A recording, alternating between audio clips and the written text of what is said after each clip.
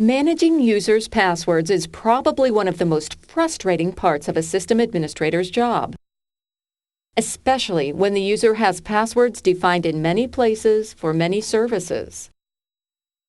And what about protecting those passwords? Even encrypted passwords can often be cracked. Well, that's why the folks at MIT developed Kerberos. To make it easy for administrators to manage passwords by storing them centrally, enhance security by ensuring no clear text passwords are transmitted, and allowing users to access different services with the same password. Having passwords in a central location will obviously make them easier to administer. But how do our services authenticate users when they don't know the user's passwords? Why don't we just limit ourselves to using protocols that encrypt the passwords? That's safe, right? Well, yes, encryption is a good way of protecting our authentication, but consider the following scenario. Our hero is relaxing at his local cafe, which conveniently offers free wireless internet access. When he boots his computer, it makes a DHCP request for several configuration parameters, including the IP address of a DNS server. An evildoer at the same cafe happens to be running a DHCP server on his computer. This DHCP server distributes information pointing clients to his fraudulent DNS server. This imposter DNS server has fake entries for many common email servers, all pointing directly to, you guessed it, the evildoer's mail server. You may know this is spoofing, and here's why it's bad. If our hero tries to log into his mail server with a non-Kerberized name and password combination, the hijacker's mail server probably won't be able to log him on, but it can harvest his name and password to be used for other fraudulent purposes. Even if the password is encrypted, chances are the poacher can decrypt it pretty easily using free tools from the internet. So what we need is a way to keep passwords off the network in the first place. And that's exactly what Kerberos does. Let's take a look at how Kerberos protects your passwords by keeping them off the network, and at the same time makes management easier by centralizing the storage of the passwords. To begin with, the name Kerberos gives a clue to the way Kerberos works. In Greek mythology, Kerberos was the vicious three-headed dog that guarded the gates of Hades. In network authentication, Kerberos creates a realm with three players that collectively guard your network: the Kerberos client, the Kerberized service, and the Key Distribution Center, or KDC. We'll see how these three players work together to provide secure authentication with all the passwords stored in a single location and not transmit clear text passwords during the authentication process. And from the user point of view, access to each service is transparent. In fact, the user can access all the services by logging in only once. Users and services in a Kerberos realm are known as principals, and each has its own secret encryption key stored on the KDC. The system administrator creates these keys, and they are shared only by the principal and the KDC.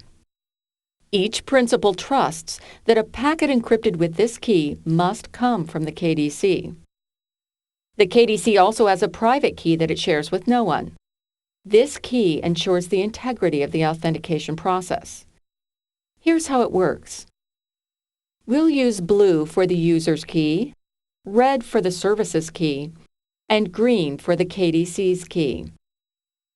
It's easy to see that the KDC can encrypt a packet with the user's key and then have the user decrypt it with the same key. The trick is getting encrypted sessions between the user and the services. Remember, they don't have any permanent shared keys. Well, how does the KDC do it? The critical piece to remember is that each principal trusts that anything encrypted with its private key comes from the KDC. So if the user can present the service with a packet encrypted with the service's private key, the service knows that this user was authenticated by the KDC and can be trusted. Let's take a look at how the whole process works, beginning with the initial logon. It's morning, and our user has just logged into his computer and entered his username and password into the login screen. The packet traveling to the KDC contains the user's name, but does not contain the password. That's the security problem we're trying to solve. This packet is a request for a ticket granting ticket, or TGT. You need a valid ticket to access a resource because it proves your identity. The user principal will eventually use this TGT to receive tickets for all of the services it wants to access, and the person sitting at the computer will never see it happen. As part of the security in Kerberos, tickets do expire, so they're always time-stamped. The KDC looks in its user principal database and confirms that this user is indeed a valid user. The KDC then creates the ticket-granting ticket. This contains the user's name, the KDC name, the client's IP address, and a new key called a session key. The session key is a time-sensitive encryption key that the KDC generates just for this session. We have to change those session keys periodically in case an intruder captures our packets and tries to decrypt our encryption key. Then all of this information is encrypted using the KDC's private key, so the client never actually sees the contents of the TGT. The KDC then sends back a packet containing two things: the ticket-granting ticket and another copy of the session key, which is encrypted with the user's private key. The client uses its private key based on the password that the user typed in when he sat down this morning to log in, to open the service key. So what's the point of sending the client a TGT when the client is unable to read its contents? Well, watch what the client does when it wants to request a service. The client first creates an authenticator.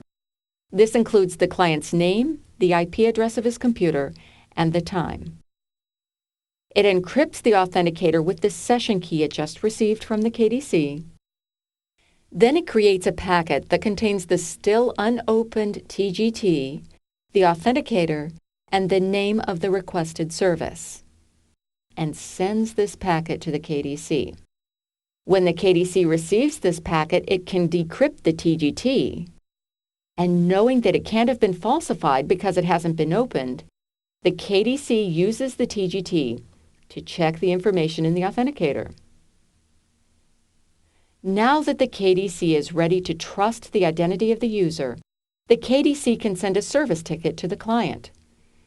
The service ticket is particular to the requested service and only works for this user for a set period of time.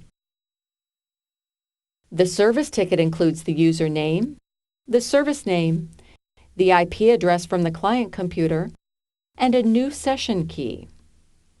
Then the KDC encrypts this ticket with the service's private key.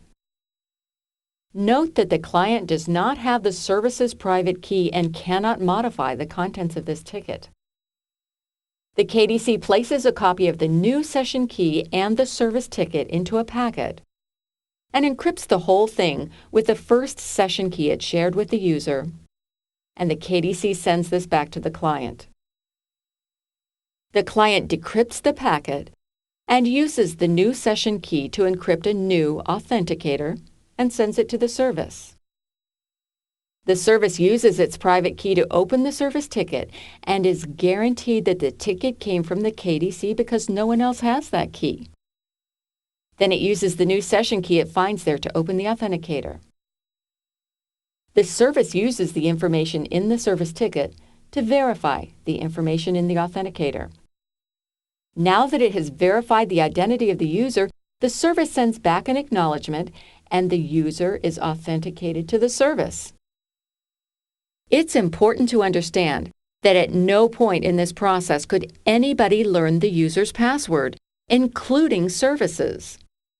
This not only protects the password from packet capture on the network, but also from being harvested by spoofing servers, especially on public wireless networks. So now, thanks to Kerberos, we just solved 3 problems. We have more secure authentication, simplified management of passwords, and the convenience of single sign-on.